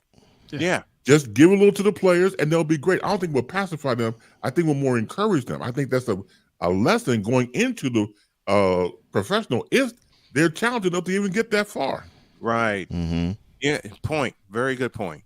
So we'll see in time. And here's the other thing where the NCAA is making an absolute killing. Beginning in 1997, they moved from an arena hosting the Final Four to dome stadiums because it started with the RCA Dome in Indianapolis, and it just grew from there. Making that money. And the thing was, you have to have you have to seat at least 40,000 because they were going to make their money from the gate, and they're going to make the money from advanced ticket sales. The requirement is the word I was looking for. Have you noticed how that thing has ballooned from 40,000 to 70,000? And the last time they had a Final Four in a place that only had 40,000 was 2005. And that was in St. Louis. Since then, they've been at Lucas Oil Football 3 times. They've been at NRG Stadium twice now. They're going to Phoenix next year, and we're going to be there to cover it. But you got to have at least 70,000. That's the requirement now. Now, how many billions of dollars go through the Final Four and that entire week-long experience? And that's just the Final Four. Yes, right, but that's just the Final Four. Also, please throw in concession. Yes. Concession. Tons of tons. T-shirts, flags, caps, the whole nine. And that's a whole different revenue stream. Again, everybody's going to get a piece. Just make sure you break off the piece that's deserving for the college student. That's all. Exactly. That's all. Exactly. And they're able to do it now, especially with just the Final Four alone and the intake from the Final Four. I mean, let me use this example. Remember when it was hosted at Cowboys Stadium in Dallas, and they set an attendance record? Imagine the money from there, and the concessions, and the T-shirts, and everything, and the merchandise, the merchandise purchase in advance. What about the fans that couldn't get into Cowboys Stadium? Scalpers and the scalpers. What about the fans that couldn't get into Cowboys Stadium and see the game? You think they didn't have an auxiliary place set up for them to view the game? And that part all started with the Carrier Dome in Syracuse. Right. Because in 85, when Syracuse hosted the Georgetown Hoyas, there was already 32,000 tickets sold. And some of the fans couldn't get into the seating bowl. So you know what they did? They set up an auxiliary area with a big screen for them to watch the game. You think that's not set up at the Final Four for them to bring in even more money? You could break off something for the kids and entice them, like you guys said, entice them to stay longer. You can entice them to stay longer. This is Winnie, who just jumped up in my lap. Oh, okay, cool. Yeah, that's Winnie. And Winnie's my littlest kitten. Now she's going to go hunting around the house again. It was a Winnie. Oh, but that's good stuff, man. And another thing was on my mind, separate from this, but in the same realm, from when it comes to doing programs. It's like a part two. I've gone through this recently when it comes to people commentary during my show. Integrity when you're doing a show is always key. Please keep that in mind. Yeah. And if you don't have that, you have nothing. And the one thing I do not allow, and I'm not being mean, it's just being real. I do not allow anybody to come on my show, comment-wise, or call in and give out false information. True. I cannot have that. Nope. And I've gone through that recently, and you have to be strong about that because your show means something. People come onto the show, they are guests, you're the host, co-host, whatever, and they comment in the comment section. They comment there, or they whatever your situation is, they call in or comment, whatever. An opinion that belongs to you. I give you that's the reason why people are here in the first place, to give their opinions. Right. But when it comes to factual things, you have to come correct. Mm-hmm. And it's just that simple. So in my situation, I happened recently, the person that was in the comment section, I won't name his name. It's not worth. I don't do things like that. But just the action I will talk about. And a while back, we lost the great Sidney Poitier. Yeah. And I talked about that on my program. And I was saying about the story that Sidney Poitier did a movie called The Blackboard Jungle, released in 1955. Mhm. And it was him, some actors, other actors, Glenn Ford, who played the teacher, Vic Morrow, and a very young Jamie Farr wanted to play Klinger on MASH on CBS TV. And they were playing juvenile delinquents. And I was saying that Sidney Poitier, because of his youthful look, playing a juvenile delinquent at age 28. That's big for an actor to pull that off. I remember watching the movie on TV just as a kid. I wouldn't think that he was 28 years old, but he was. So the person in the comment section, no, Chris, he was 21. I said, no, he was 28. He was 28. But he kept pushing back. He was 20. I said, tell you what, this is what you want to do. Here you go. Do me a favor. I told the guy in the comment section, go to thehollywoodreporter.com, go to EW.com, go to people.com, and get back with me and see what you say. Because in those stories I just mentioned, cross-referencing those articles about Sidney Poitier, it did mention he was 28 years old. Now, the thing about it is you cannot come in here, and in my situation, come on my show with misinformation. It's just not going to happen. And it's not right either. No. Well, they don't think it's right. That's the thing about it. See, look, for example, if you're pulling stuff out of your ass and nobody's telling you to stop, you'll keep on pulling stuff out of your ass every day of the week. Yep. So if you go around, run around, hey man, 2 + 2 is 217, and nobody stopped you, you would think that 2 + 2 is 217. Like, no, back it up, money. It's not 217. It's 4. And then you break down to the person why it's 4. If nobody stops you, you think get you right, but it's not a matter of being right. Get yourself correct. And quit coming here with the bull crap about stuff that you don't know anything about. Just be factual. There's nothing wrong with being factual. Think before you speak. Let's try that. Yeah, think. Let's try that. Think before you open up your yapper. I get it all the time from bronzexuals, and Cole, you know this. We get false information from them all the time, and just recently, yesterday, as a matter of fact, I did not have a conversation with this bronzexual because they just happened to message me and they said, "You're wrong about one of your facts about Michael Jordan." I said, "All right, hit me." You know, this blank, blank, blank said he never led the league in steals.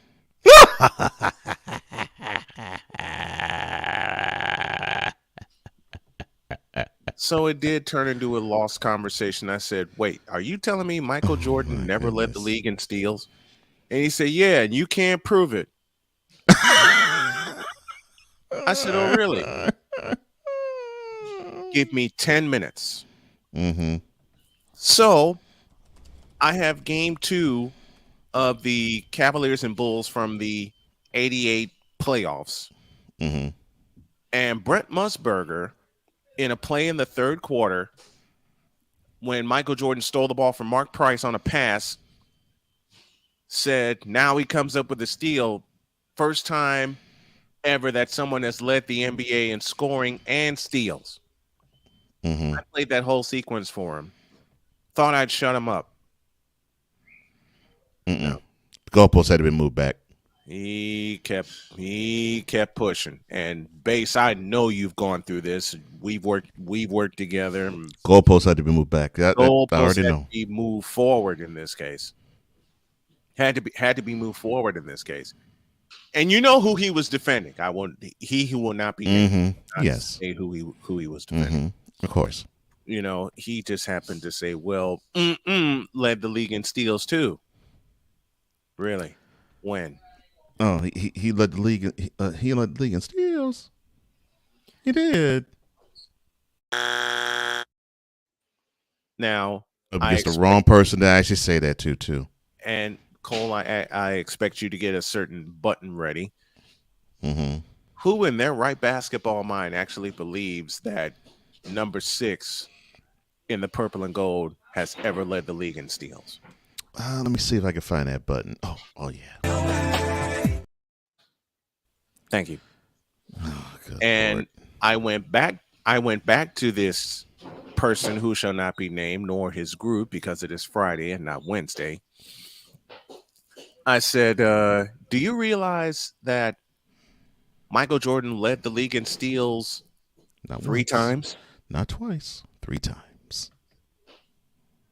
And I'm like, oh yeah, so yeah, he was also the scoring champion. Oh, and the last 2 times that he led the league in scoring and steals, he won it all. Let's see, right there, you're proving my point. You have to come correct. Before we hit this microphone, we prep. Yes. Everybody has their way of prepping and getting information to parlay it into, of course, the program that we do and the programs that we do, respectively. So you just can't come on here willy-nilly, once again, pulling stuff out your ass and everything else. You could, but you have a reputation you must uphold. And so certain people, once again, on my baseline program, if you know so much, then start your own show. Yeah. Thank you. Yeah. That's just like right. See, I call people out on that on all the time, and they'll never do it. Why? Because they punks and can't do it. And they want to do it, but they can't. So they come on your show to show up and show out. I'm like, if that's the case, then start your own show. Absolutely. Start your own. Well, no, because your lazy ass will come on my show and so-called show up and show out. Dude, get a life. I'm sorry, get a show. Let's try that. Put a microphone. It gets on my nerves, man. Yes. Yeah. Put a microphone in front of you and spit your own facts if you got any. There you go. If you got, and that's the biggest thing. If you got any. Yeah, that's bassism, CSTV. That's a bassism, Tom. That's one of our favorite bassisms. Mm-hmm. I mean, my goodness, do y'all? I'm going to ask a very rhetorical question, gentlemen. Do these people even think? I don't think so. I don't think so at all.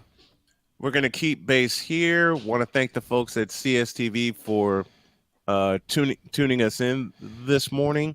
We're going to end that with them there. Thank you all to the folks out west in Reno. We continue on with Chris Bass joining us here on the program. But man, these people even think. I mean, when Cole created one of the most popular segments that is on this show, and he had it on Cole Sports on the Daily, and I begged him. I said, Cole, can I please use this on my show? And Cole goes, you ain't got to beg me. Take it. Because I know you run into the same kind of people that we do. On a drive from Henderson to Raleigh, North Carolina, is when we shared some of the most ridiculous statements we get from this group all the time. And Bass, tying back into what you said, they need to get their own show, spit their own facts, if you want to call them as such, and then put themselves out there.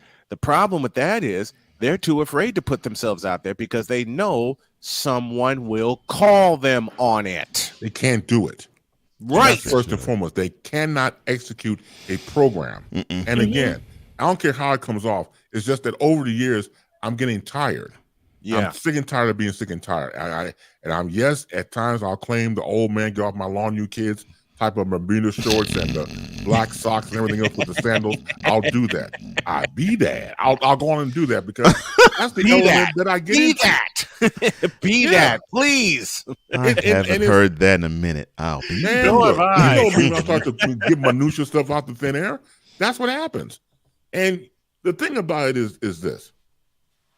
It's very simple. I remember one time, once again, the person got me named, will come on my show get out all this information. I'm like, okay, but since you want to do it, get your own show. And what was funny was the other people in the comment section were also backing me up.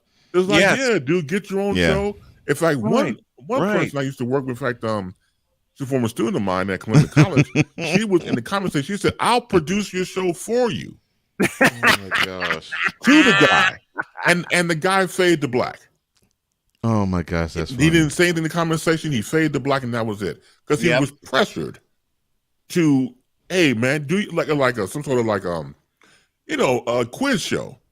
Because doing all this arcane knowledge and stuff, do a quiz show. But see, you can't do it. Now, if you look, it goes back to The Rock, one of my favorite wrestlers of all time. The Rock says, know your role and do what? Shut your mouth. Show him out. Shutty.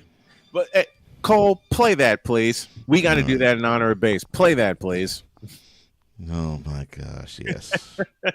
Yes, we do. Yes, The Rock said this. You know your damn role and shut your damn mouth. Oh, Buddha bless him. Oh, Base. I love the mic and I love the camera. Man, let me get that. Nuh-uh, my brother. You get your own. Get your own. Get your own. That's beautiful. That's beautiful. It's nice. Oh, it's nice. It's beautiful. Oh my God! Look at that. It's beautiful. One year when I was at Chicago State, it was one night that Bass couldn't join me on the call, so I flew solo. A guy came down from the stands. I kid you not. Came down from the stands, and the steam was coming out of his ears and out of his eyes, saying, "You think you're just so special with what you do?" Actually, I am, because I love doing this. And here comes my little kitten again. Come here, Winnie. And yes, I am. And I'm like, yeah, and what of it? I bet I could do what you do. Okay. I put the headset down and I walked off. Please have at it. Go ahead, take it. I waited 5 minutes, and my producer is just sitting there laughing, and he says, "When are you going to bail him out?" I'm not. He's gonna hang himself. And I didn't even connect the wires. I didn't even connect the laptop or anything like that. I came back and I said, "Have you figured everything out?" And he said, "No." "Then get the hell out of my face, you thirsty bitch." So he walked off. I did what I needed to do. I remember a few times I was back at WLS and I'm doing various shows, and you get comments coming in from the callers. Like, let's go out to Arlington Heights and Robert, on WLS. Yeah, Mr. Bass. I've been listening to you now for a couple of years, and I disagree with what you're talking about. But here's the thing, you all you do is talk. Well, it's a talk station. It's what we're supposed to do. We get paid to do that. Yes. Right. Yeah. Kind of what we do. Well, anybody can do that. I could come up with the lip smack. Oh no, not anybody could do that. Anybody could do that. Anybody can do that. I could do that myself. Well, sir, what do you do for a living? I'm in construction myself. I've been in construction now for 17 years, but I hear you and other programs there on the radio. But all you guys do is talk. I know the talk station. Don't get smart. I know the talk station, but I can do that. We'll tell you what. The next time I'm on, which is next Saturday night, why don't you come on with me, and I'll let you have the microphone. Oh yeah, that'll be great. Because I know you guys just talk all the live long day. Well, that's what we do. Tell you what, hold the phone. My producer get you information, and we'll have you on. So I was like, let's whatever Sammy, Robert, whatever his name is, Mammy, whatever his name is, he'll call here next week, and he'll come on with me, and he'll go do the whole show. But since I can just let him do the whole thing. He said, Mammy, right. So I get a call from my operations manager next day. He's like, "Bass, now good and damn well you can't be doing stuff like that. You can't have a stranger come in the radio station." I said, "Yeah, but you heard the show back." "Yeah, I did, but you can't do it." I was like, "Okay, all right." So I'll get on next day and apologize and won't do it. But see, those type of people just give me the red ass, man, because that gets tiring. But that guy called me all the time. He would give me grief. I don't mind nobody disagreeing with me. That's what makes good conversation in radio. I forgot his name, But just the fact disagreeing, that- that's fine. Yeah. No, that's wonderful. That's why Yeah. I got into talk radio, to learn from different sides of opinions. But, Right. But for this guy to insult me and say, "Hey, look, anybody can do that," Yeah, how it is. that's a slap in your face. That was it. Yeah, that was a bitch slap. To me, Yes. I don't take Yes, kindly it to was. that. I mean, And no should you. I'm of the guys of Dolomite. Move over and let me pass. You pull these hush puppies out your mother hubbard ass. So that type of that I roll like that sometimes. So it's the fact that you have someone like that, right? Yeah, I could do what you do. Yeah, I could do what you do. The Godfather, thank you, sir. Exactly. It's like when Cole did the intro. Wait, nobody cares about baseball. Do it again. Bitch, are you for real? Love it. The human tornado. That's exactly where I got it from. Exactly. Oh man, I love it.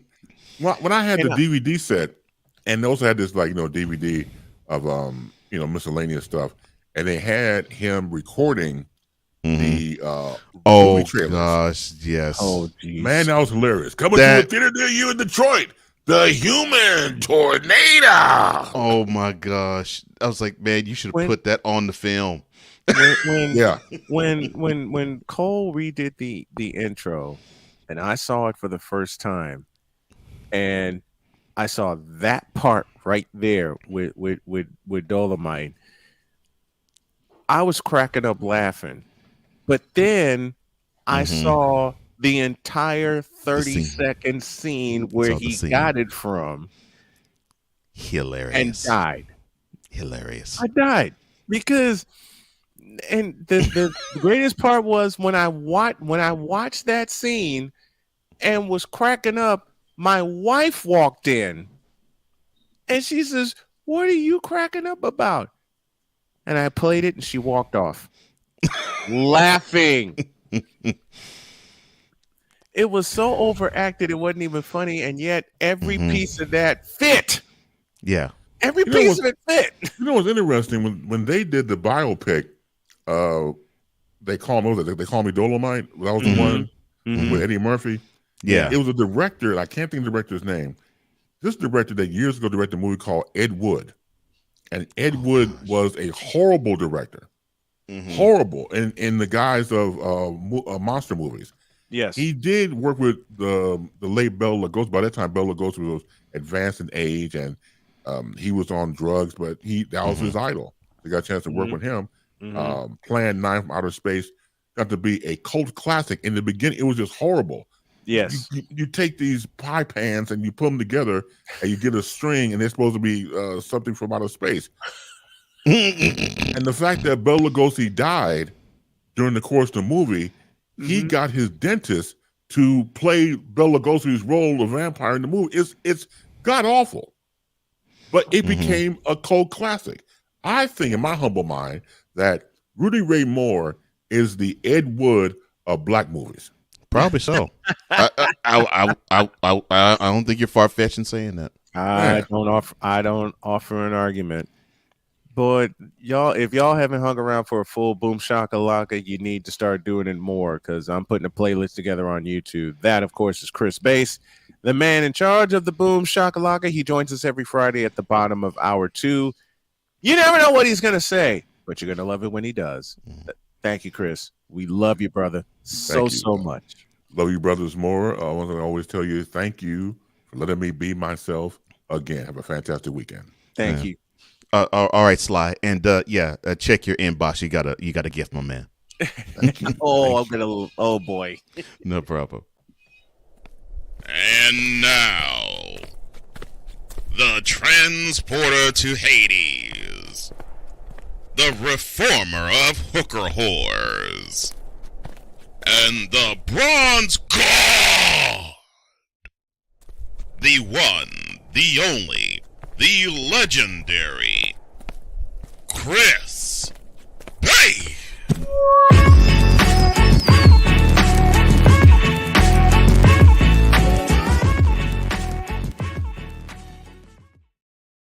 Okay, then go ahead and read this one.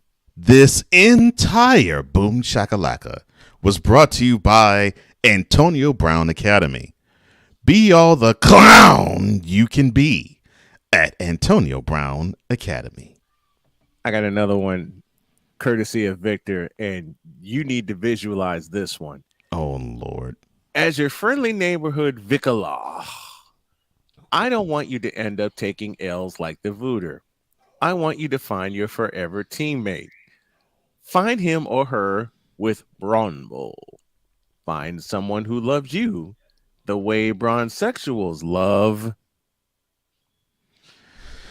Oh, Lord. The king.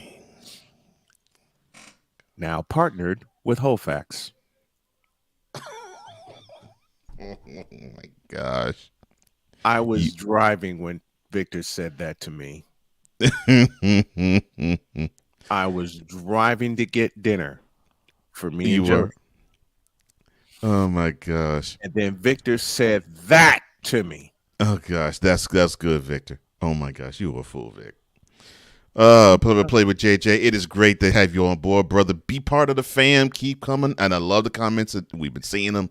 Keep them coming, brother. If y'all haven't had a chance to check out Play by Play with JJ, he does live streams for the Phillies and the Patriots and the 76ers. Listen to him, call the action. You will love it. And it's gotten my juices flowing to do the same thing for the teams that I cover. And I hope to get one in Sunday, because I know Saturday we're going to be up in Indy looking at vehicles. And we got to look at our exit and get the hell out of here. Have a great weekend. God bless. Remember to make your next move your best move. And always remember, if your dreams don't scare you, they are simply not big enough. Dream big, do bigger, like the Golden State Warriors are going to do this weekend. We're out of here. See you Monday. And now exiting the building, the man who is crossing his fingers, eyes, and toes for the Knicks, number 420, Wise El Jefe. Number 420. See ya.